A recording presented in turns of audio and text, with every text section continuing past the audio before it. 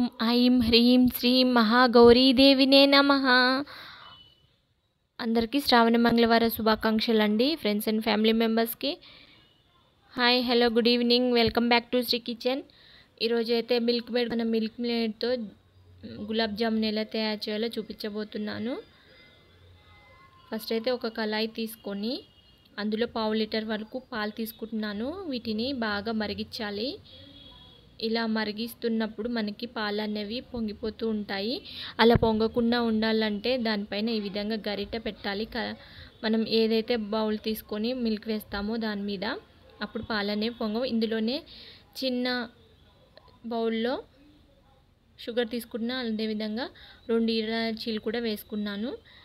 ఇవి బాగా మరిగే వరకు, సగం అయ్యే వరకు మరిగించుకోవాలి.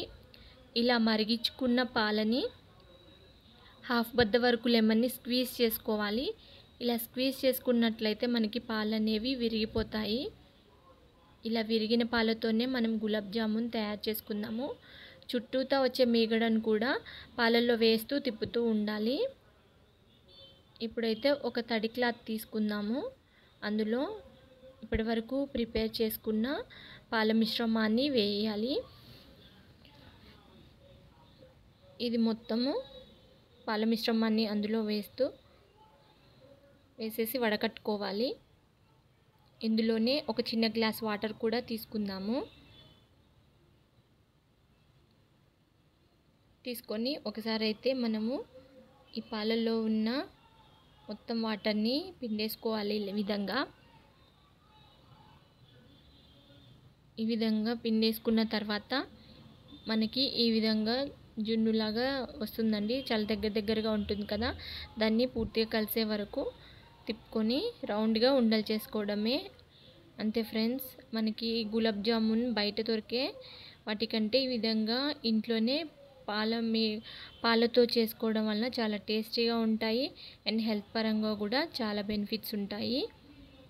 ఈ విధంగా రౌండ్గా నేనైతే తయారు చేసుకుంటున్నాను. 1/2 లీటర్ వరకే నేను పాలు తీసుకున్నాను కనుక నాకు ఒక 11 వరకు ఇలా రౌండ్గా ఉన్న ఉండలు అనేవి వచ్చాయి.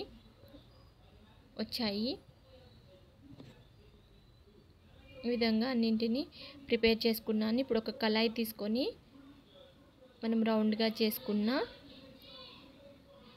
ఈ మిల్క్ మేడ్ లడ్డూల్ని ఆయిల్లో డీప్ ఫ్రై చేసుకునేంత ఆయిల్ అయితే వేసుకోవాలి.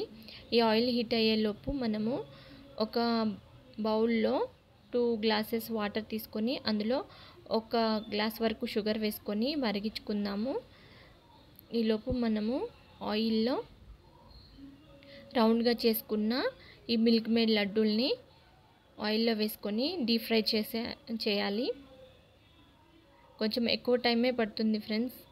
పాలు కదా, చాలా టైం పడుతుంది. మనకి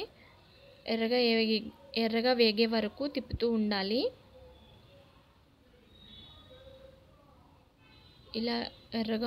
ఇలా రెడ్గా అయ్యాయండి. వీటిని మనము షుగర్ వాటర్లో వేసుకోవాలి. షుగర్ వాటర్లో వేసుకున్నట్లయితే మనకి మిల్క్ మేడ్ గులాబ్ జామున్ అనేది రెడీ అవుతుంది. అంతే ఫ్రెండ్స్. చాలా టేస్టీ అయిన మిల్క్ మేడ్ గులాబ్ జామ్ అనేది రెడీ అయిపోతుంది. పిల్లలకి ఈ విధంగా ఇచ్చినట్లయితే ఇష్టంగా తింటారు. Okay, subscribe my channel, watch my videos, share your friends and family members. Thank you.